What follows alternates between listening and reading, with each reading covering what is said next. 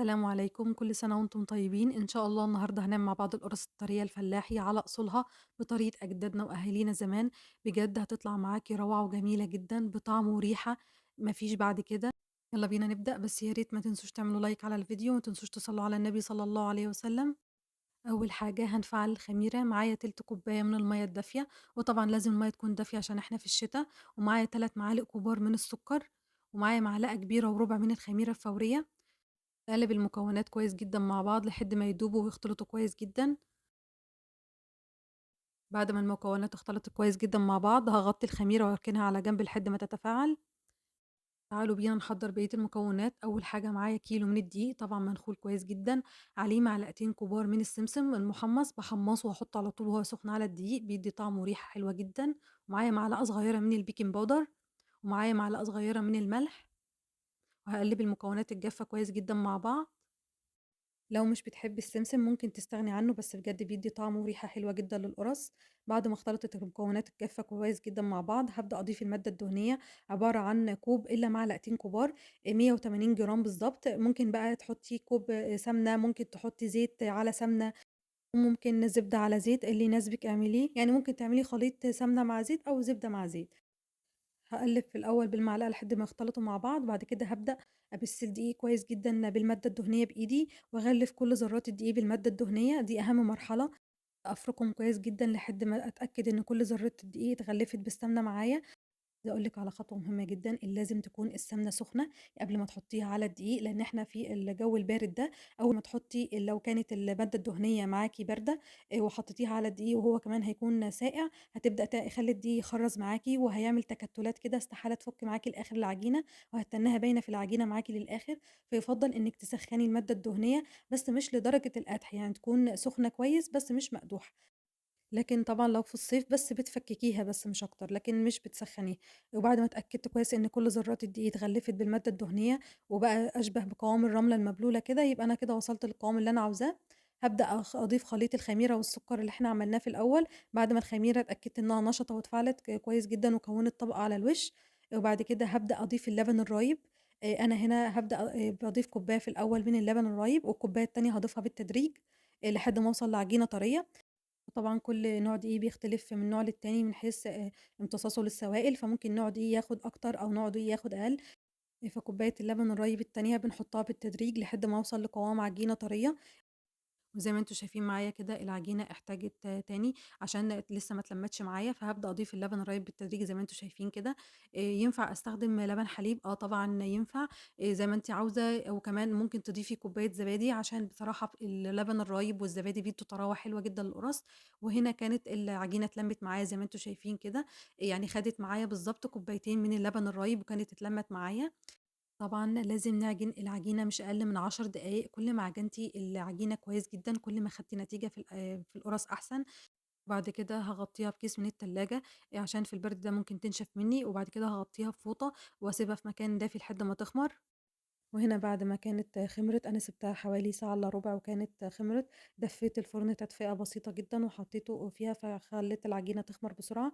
بعد كده هاهبّط أي هوا موجود في العجينة زي ما أنتم شايفين معايا كده. هابدأ أشكّلها على شكل كِوَر صغيّرة. طبعًا أنتِ اللي بتتحكّمي في حجم الكورة اللي أنتِ عاوزاها. بابدأ ألِم الأطراف كويس جدًا على بعض وأبدأ أشكّلها على هيئة كورة وأبدأ ألفّها على إيدي لفتين كده، بتبقى كده جاهزة معايا خلاص، زي ما أنتِ شايفة معايا كده. وهاكمّل بنفس الطريقة ونفس طريقة التشكيل لحد ما أخلّص كمية العجينة كلّها. ولو عاوزة حجم القرص أكبر من كده هتكبّري الكورة أكبر من كده بشوية.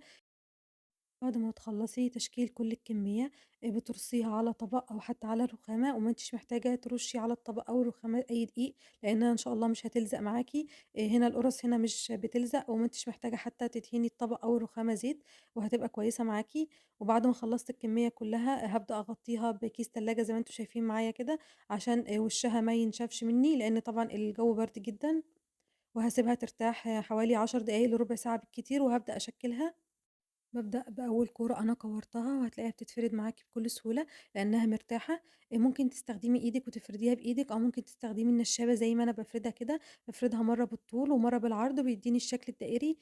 المهم تكون القرصة كلّها بسمك واحد، ما يكونش طرف سميك وطرف رفيّع، وطبعًا ما تخلّيهاش تكون رقيقة جامد عشان ما تنشفش منِّك أثناء التسوية في الفرن، وزي ما أنتِ شايفة معايا كده، أنا هنا خلاص كنت فردتها، وبعد كده بابدأ أدّيها تبطيطة بإيدي كده وأتأكد إن كل الجوانب بسوي واحد، وزي ما أنتِ شايفة كده أنا باوريكِ السمك اللي أنا فردت بيه، بعد كده بارُصّها على صينية مش مدهونة أي مادة دهنية، لإنها مش محتاجة، أنا ما دهنتهاش والحمد لله ما لزقتش معايا. فمش محتاجة تدهنيها أي حاجة، وبادّيها تبطيطة كده بسيطة على الصينية علشان أتأكد إن قاعدة القرصة بقت كلّها ملامسة للصينية أو الصاج اللي معايا وهتاخد لون موحّد أثناء التسوية في الفرن. وهاكمّل بنفس طريقة التشكيل لحد ما أخلّص الكمية كلّها، وطبعًا تقدري تحشيها جبنة، تقدري تحشيها عجوة، زي ما أنتِ عاوزة. بعد ما بتفرديها كده بتبدئي تحطّي الحشوة زي ما عملناها مع بعض قبل كده في فيديو تاني، بس أنا هنا كلّها هاعملها سادة، وزي ما أنتِ شايفة كده بعد ما خلّصت التشكيل هاسيبها تخمر أو ترفع براحتها. هنا بعد ما كانت رفعت أو خمرت معايا، خدت معايا حوالي ساعة وربع في مكان دافي، وكانت رفعت زي ما أنتم شايفين معايا كده. عشان أسويها صح في فرن البوتاجاز لازم في شوية خطوات كده هاقول لكم عليها. أول حاجة أنا هابدأ بأول صاج أو صينية أنا عملتها لأنها بتكون رفعت أكتر أو خمرت يعني، وبعد كده هادخّلها على الرف الأول من تحت اللي هو الرف اللي بعد الصاج الأخير على طول. أنا كنت باحاول هنا أوريكم ده أول رف على طول بعد الصاج الأخير.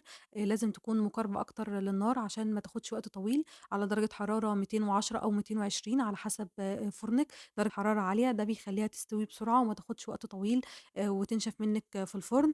بعد كده أول ما تاخد لون من تحت بابدأ أرفعها على الشواية عشان تاخد لون حلو من فوق زي ما أنتم شايفين معايا كده، واخدة لون من جميع الجوانب، لإن أنا دايمًا باحرّك الصاج أو الصينية كل شوية عشان تاخد لون حلو من جميع الجوانب. وزي ما أنتم شايفين معايا كده خلاص كانت خلّصت الكمية كلّها في التسوية. بجد طعمها روعة وريحتها كانت قالبة المكان كلّه. بجد ما فيش طعامة وحلاوة أكتر من كده. هي بتاخد حوالي في الفرن من 12 ل15 دقيقة بالكتير وبتكون جاهزة، وبجد بتطلع معاكم جميلة جدًا، هشة، قطنية، خفيفة جدًا، مش مكتومة. طعمها بقى مش عايزة أقول لكم في حتة تانية خالص، من أحلى طرق القُرَص اللي ممكن هتعملوها. أساسًا أنا مش محتاجة أقول لكم إن الطريقة دي روعة، لأنها من طرق أجدادنا زمان، ما فيش أي حاجة أجدادنا زمان كانت بتعملها إلا وكانت حلوة. اعمليها لسحور رمضان وخزّنيها في الفريزر وطلّعي منها أول بأول. سيبيها تبرد خالص وبعد كده عبّيها في أكياس وحطّيها في الفريزر وطلّعي منها أول بأول كل ما تحتاجي للسحور. بتسيبيها شوية على الرخامة لحد ما تفُك أو تسخّنيها في الميكروويف هتطلع زي ما أكنِّك عاملاها دلوقتي. لو عجبتكم الوصفة ما تنسوش تدعموني بلايك على الفيديو عشان يوصل لأكبر عدد، وكل سنة وأنتم طيبين ورمضان كريم.